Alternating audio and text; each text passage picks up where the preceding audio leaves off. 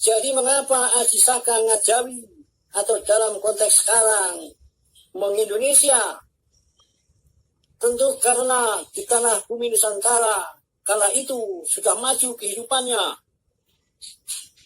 Justru ibarat referensi bisa dianggap sebagai babon. Bukan menyembah pohon, oon. Orang di tanah bumi Nusantara Indonesia telah ribuan tahun berketuhanan yang Maha Esa. Berani-beraninya menyatakan kalau bukan karena pihaknya, saat ini orang bangsa Indonesia masih menyembah pohon. Ketahuilah, itu pernyataan rendah pengetahuan alias oon. Pernyataan yang malas belajar dan ingin tetap mempertahankan kejahilannya. Orang tanah bumi Nusantara Indonesia sudah ribuan tahun berketuhanan yang Maha Esa. Bukankah yang demikian itu pun pernyataan konfrontasi?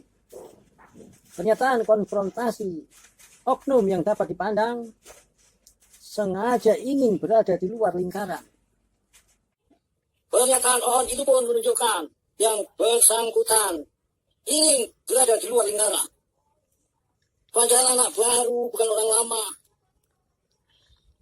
Arogan meski miskin pengetahuan. Apa maksudnya berkonyol-konyol, beda rasa dan pikir? Jadi asing, sulit dimengerti sebagai siapa. Apakah ingin menjadi minyak di antara seluruh golongan sebagai air? Padahal bagaikan tak tahu apa-apa soal riwayat tanah bumi Nusantara Indonesia. Pernyataan konfrontasi dengan melakukan fitnah yang besar seharusnya berkaca pada terah Nabi Ismail yang datang kemari pada abad ke-1 Masehi. Berkacalah pada terah Nabi Ismail yang datang kemari pada abad ke-1 Masehi.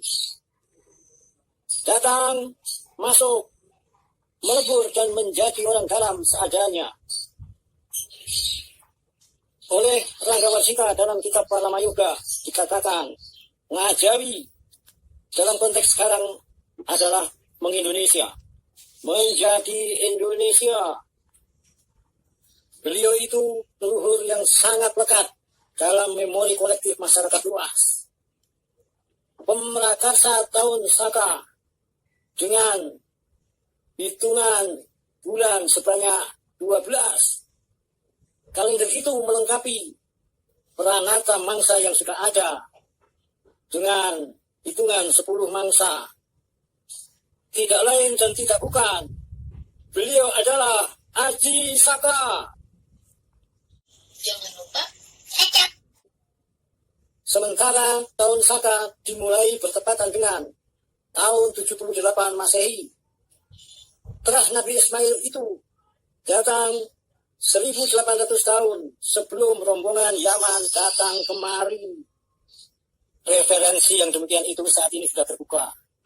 Dapat diakses oleh siapa saja dengan sumber yang terpercaya. Di antaranya terkait dengan ahli filologi Dr. Menachem Ali. Silahkan. Mari kita simak video yang berikut ini. Assalamualaikum warahmatullahi wabarakatuh. Berjumpa lagi di channel kita Geraha Mu'alaf dan juga di Menachem Ali dan juga di channel saya Edi Praitno. Pada malam hari ini seperti biasa, setiap malam Jumat kita akan selalu mengundang Ustadz Menachem Ali. Assalamualaikum Ustadz. Waalaikumsalam warahmatullahi wabarakatuh. Bagaimana kabarnya nih? Alhamdulillah baik. Langsung saja pada bagian yang berkaitan dengan hal tersebut di atas. Mungkin saya harus bicara lebih awal dulu. Siapa penulisnya? Penulisnya itu adalah siapa? Ki Bagus Burhan. Nama julukannya Ronggo Warsito. Jadi nama julukannya itu Ronggo Warsito.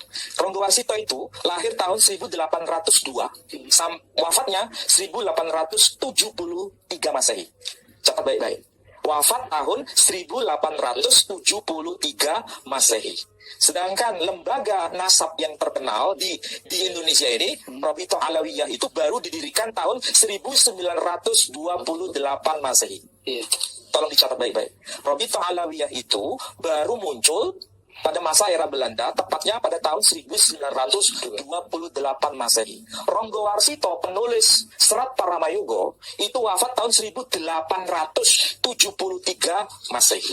Jauh. Pertanyaannya sekarang, siapa itu Ronggo Warsito? Nah, sekarang saya tunjukkan. Ronggo Warsito itu, nama aslinya adalah Ki Bagus Burhan. Ini murid langsung dari Kiai Kasang Besari, pemimpin pondok pesantren Tegal Sari. Dan itu tersohor pada masa Belanda. Ya, pada masa Belanda tersohor. Ini kebanyakan para kiai itu jebolan dari sana. Dan kalau dirunut nasabnya, Ki Bagus Burhan atau Ronggo Warsito itu putra dari Yosodipuro. Yosodipuro itu juga pujangga Surakarta, sama dengan Ronggo Warsito. Pujangga Ronggo Warsito ini juga keturunan dari pujangga Yosodipuro I, keturunan dari Yosodipuro II, dan dia nasabnya itu nyambung sampai ke Joko Tingkir, alias nama bekennya disebut dengan Sultan Hadiwijoyo. Ya. Siapa itu Sultan Hadiwijoyo? Itu ternyata nasabnya itu urutan ke-23 dari Kanjeng Nabi Muhammad Sallallahu Alaihi Wasallam. Joko Tingkir itu ya? Iya. Jadi ini nasabnya jelas dan ada catatan keluarga. Tapi namanya Jawa ya? Namanya Jawa. Nama Arabnya nggak muncul di sini. Joko Tingkir. Namanya dikenal dengan sebutan Joko Tingkir. Jadi sekali lagi, ini menarik kalau dirunut ya. Dan kalau kita baca di teksnya ini, teks karya dari Ronggo Warsito, kebetulan ini yang sudah dicetak. Kalau manuskripnya saya nggak punya. Manuskripnya itu tersimpan di perpustakaan besar, bahkan tersimpan di Leiden, di Belanda. Tapi yang sudah dicetak, dan ini dicetak pada masa Belanda. Udah lama sekali. Ya, saya harus hati-hati pegang ini Pak Edi. Tulisan apa? Nah, ini tulisan Jawa Pak Edi. Saya harus hati-hati. Nah ini ya, judulnya Paramayogo. Ini tulisannya Serat Paramayogo. Ya, judulnya. Nah, sekarang lihat di sini. Saya harus hati-hati dulu supaya nggak sobek. Dan saya punya rencana untuk menerbitkan ulang buku Atau ini. di scan itu Pak? Iya, harus di-scan. Iya. Supaya nanti kalau di-scan nggak dibolak-balik lagi kan. Iya. Kalau nggak di-scan nggak bisa. Nah, apa yang tertulis ini? Nah, di sini.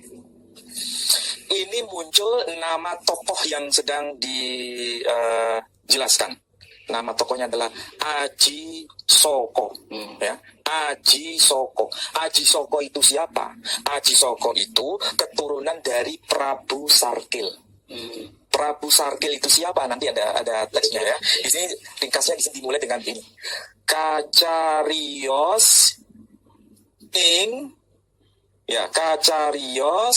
ingkang.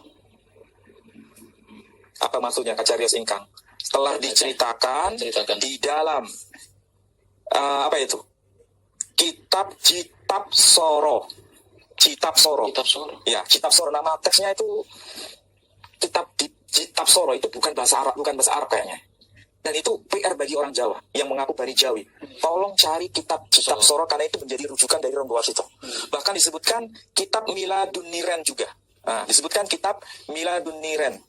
Ada teksnya. Dan di sini siapa itu Prabu Sarkil? Sang Prabu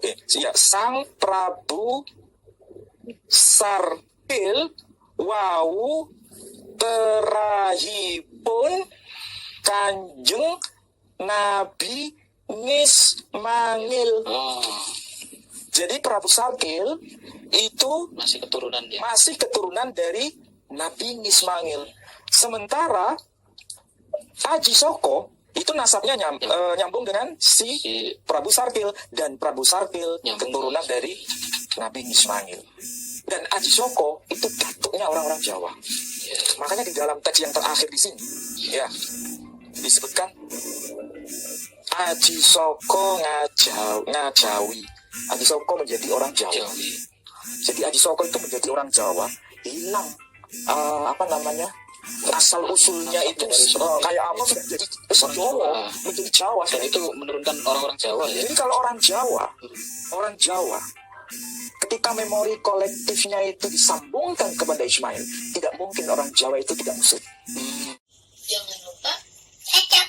Jika oknum-oknum Yaman mengatakan hal yang tidak benar, menyampaikan hal-hal yang bersifat fitnah besar, merendahkan, menghinakan pewayangan juga, bukankah dapat pula dipandang melakukan penghancuran sejarah dan budaya? Jika memang itu yang terjadi, hanya ada satu kata: lawan.